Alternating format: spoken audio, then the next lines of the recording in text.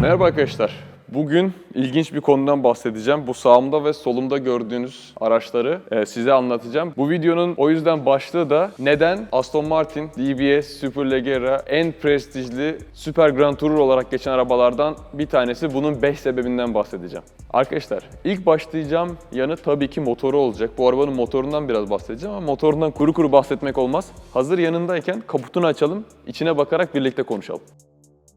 Bu arabanın kaputunu açmak için öyle tabii bir kol falan çekmenize gerek yok. Geliyorsunuz, burada bir tuşu var sol tarafta. Burada tuşa bastığınız zaman kaput açılıyor. Tabii ki standart bir araçta olduğundan farklı bir şekilde kaput öne doğru açılıyor ve arabanın muhteşem motoru ortaya çıkıyor. Bu arabanın imza niteliğinde bir motoru var. Bu motor gördüğünüz gibi bir V12 motor, 5.2 litre ve twin turboya sahip ve gerçekten çıkardığı güç değerleri inanılmaz. Bu V12 motor tam 725 beygir ve 900 Nm tork üretiyor. Bu tork böyle anlık verilmiş bir tork değil, zaten bu süper arabaların ya da Super Grand Tourer olarak geçen, yani uzun yolda da kullanabilirsiniz. Yeterince lüks, yeterince konforlu ama aynı zamanda bir süper araba dedikleri arabaların tork değerinin çok uzun bir devir bandında verilmesi gerektiği için bu aracın da 1800 devirle 5000 devir arasında verdiği bir 900 Nm torku var. Ve işin daha da komik yanı, bu kadar güçlü bir motor yaptıktan sonra buna dayanacak şanzıman ürettirmek tabii ki çok zor. Ve dünyanın en iyi şanzıman üreticisi olan belki de ZF bunun şanzımanını üretiyor. Ondan da bahsedeceğim ama o şanzımanın kırılmadan dayanabilmesi için bu motora birinci ve ikinci viteslerde torku limitlenmiş. Yani siz gazı köklediğiniz zaman bütün torkunu vermiyor araç. Böylece şanzımanın ömrünü uzatıyor, şanzımanın bozulmasını engelliyor ve bu sayede daha uzun ömürlü, daha uzun yolda güvenerek kullanabileceğiniz bir araç ortaya çıkıyor. Bahsedeceğim ikinci şey, bu arabayı çok özel kılan şeylerden başka bir tanesi detaylara gösterilen özen. Hazır kaput açıkken buradan başlayacağım. Burada aracı motoru son inceleyen kişinin ismi yazılıyor. Jordan Haynes bu motoru en son incelemiş, imzasını bırakmış. Bu motoru ben inceledim. Motorda sorun çıkmayacağının garantisi benim. Bizim Türkiye'deki şey olayı vardır ya. Bu arabanın garantisi benim abi olayı. Bu motorda da bu motorun garantisini veren kişi Jordan Haynes yani. Ben çok seviyorum böyle ince imza detaylarını. Kendi bir mühendis olarak hep üzerinde çalıştığım şeyler aslında böyle bir imza bırakabilmeyi istemişimdir. Bazen de yaptığımda olmuştur aslında. Ve ikinci detay, mesela yine kaputu kapattığımız zaman kaputun soft close adı verilen bir özelliği var. Kaputu kapatıyorsunuz ve sadece bırakıyorsunuz. Kendisi hallediyor. Sizin hiçbir şey yapmanıza gerek yok.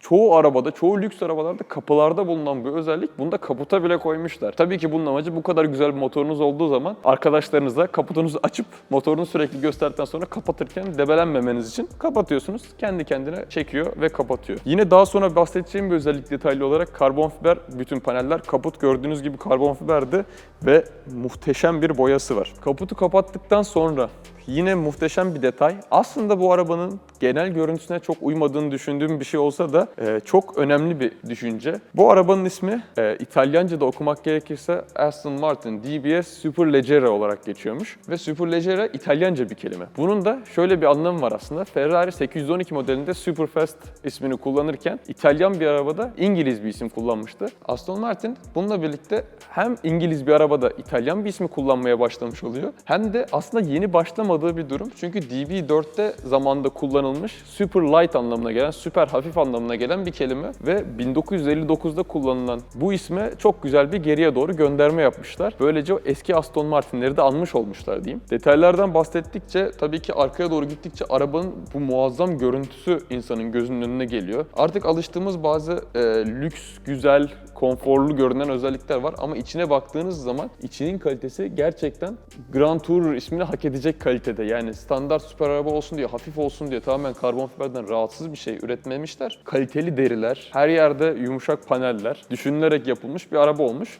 Bu tür detaylara da önem vermeleri tabii ki bu arabayı dediğim gibi en prestijli arabalardan biri haline getiriyor markayla birlikte. Üçüncü ve benim aslında en çok hoşuma giden özellik. Bunun için ayrı bir video çektim. O videoyu da kanalda izleyebilirsiniz ve izlemenizi de tavsiye ederim. Daha bilimsel, daha mühendislik yönünden aktardım. Ama bu arabanın bu muhteşem güzelliğini, bu prestijli görüntüsünü devasa bir kanatla ya da garip çıkıntılarla, mazgallarla bozmamak için tamamen gizli aerodinamik özellikler eklemişler ve aracın yere basma kuvvetini, downforce'unu bu şekilde üretmeye başlamışlar. İlk önce önden başladığınız zaman zaten görüyorsunuz devasa bir mazgalı var. Yani muhtemelen benim MX-5'in bütün ön tarafı kadar bir mazgalı var sadece.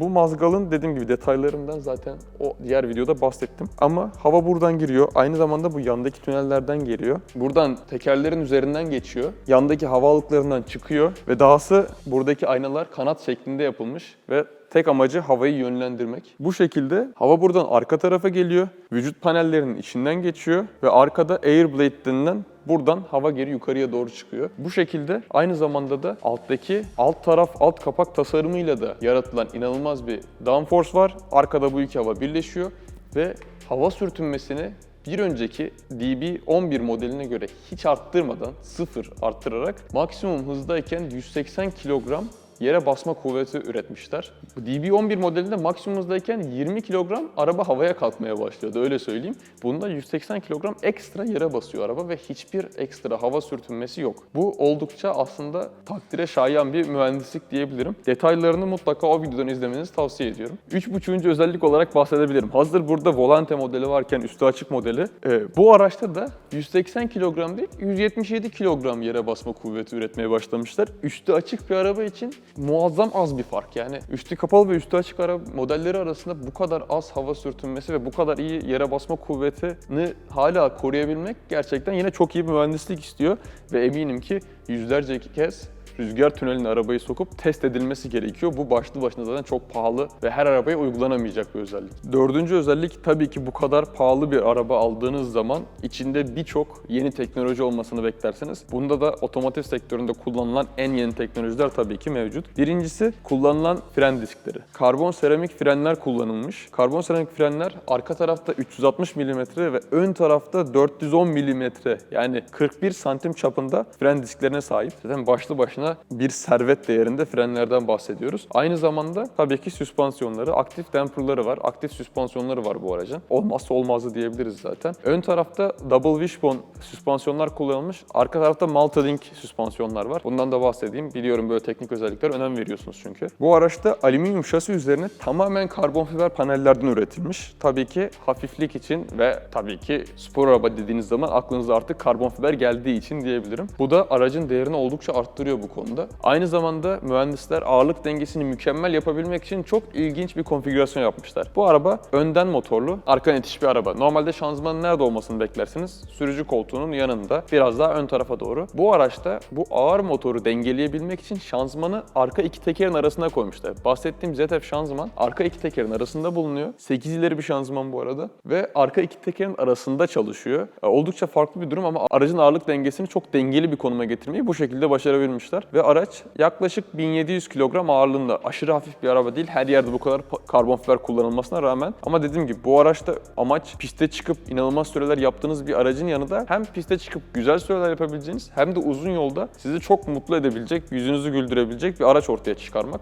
Ve Aston Martin'in aldığı geri dönüşlere göre de bunu sağladıklarını ve bu aracın gerçekten tuttuğunu söylüyor ama inanılmaz bir fiyatı var. Bu araba Avrupa'da 300.000 euro civarında bir fiyatı satılıyor. Türkiye'deki fiyatını açacağız bilmiyorum ama daha da yüksek olacağını tahmin edebilirsiniz. Ve son olarak 5. özellik, bütün bu bahsettiğim özelliklerin çok güzel birleştirilmesi olmuş. Dediğim gibi bir pist aracı için yeterince güçlü bir motor, yeterince iyi bir şanzıman, yeterince iyi frenleri var. Piste çıkıp çok iyi süreler yapabileceğiniz gibi. Ama aynı zamanda bir uzun yola çıktığınız zaman da büyük avantajları, çok büyük bir konforu var ve size komik bir sayı söyleyeyim. Bu aracın yakıt tüketimi ortalama 12,5 litre. 12,5 litre dediğiniz günümüzde kullandığımız çoğu standart aracın 4 silindirli 2 litreden küçük motoru olan aracın neredeyse yaklaşık baktığı sayıdan bahsediyorum. 12,5 litre, 5,2 litre, 725 beygir bir araç için gerçekten muazzam bir sayı aslında düşündüğünüz zaman. Ve bunu da gerçekten büyük uğraşlar sonunda başarmışlar. Çünkü bundan önceki modellerde bu kadar verimli bir araç yapmayı başaramamışlardı. Bunu tabii ki biraz da bu bahsettiğim muhteşem aerodinamisine borçlular. Tabii ki bu araçtan bu kadar bahsetmişken içini göstermemek, özelliklerini göstermemek de olmaz. Bu yüzden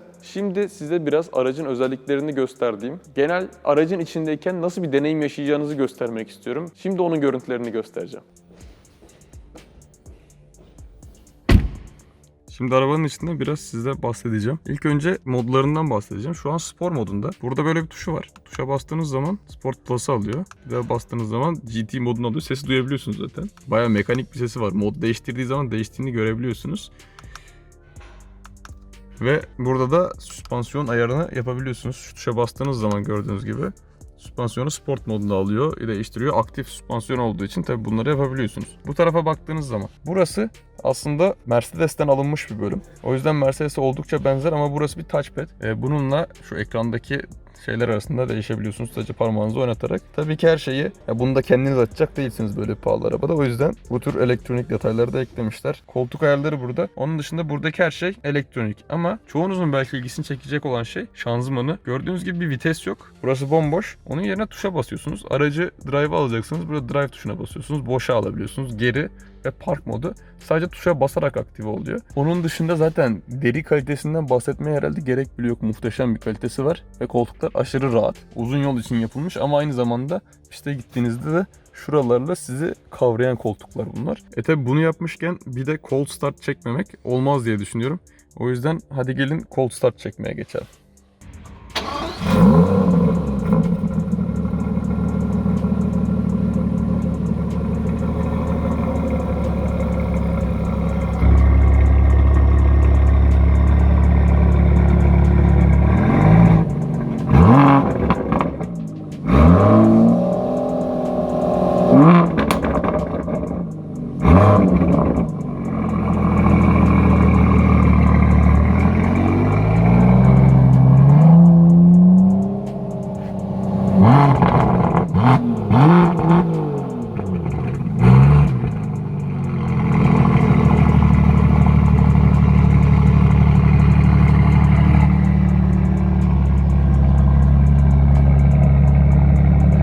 Tabii ki arkadaşlar bu arabayı bize sağlayan Eindhoven Cito Motors'a da teşekkür ediyorum. Arabayı çekmemiz için dükkanı açmaları, normalde açtıklarından daha erken açtılar. Burayı ayarladılar. Aracı logonun önüne getirdiler. Kendi internet sitelerine girip de onları da kontrol edebilirsiniz. Gerçekten birçok muhteşem arabaları var. Ben geldiğim zaman büyülenmiştim açıkçası. İşte bu 5 sebepten dolayı Aston Martin DBS Superleggera alabileceğiniz en prestijli süper arabalardan bir tanesi. Bu videoda anlatacağım her şey bu kadardı arkadaşlar. Videoyu beğendiyseniz ve bize destek olmak isterseniz kanala abone olabilir ve videoyu beğen butonuna basabilirsiniz. Aynı zamanda bizi Instagram hesabımızdan takip ederseniz bu tür araçları canlı canlı çekerken storylerimize koyuyoruz. Bunlara da erişmiş olursunuz. Bu videoda anlatacağım her şey bu kadardı. Hepiniz hoşça kalın.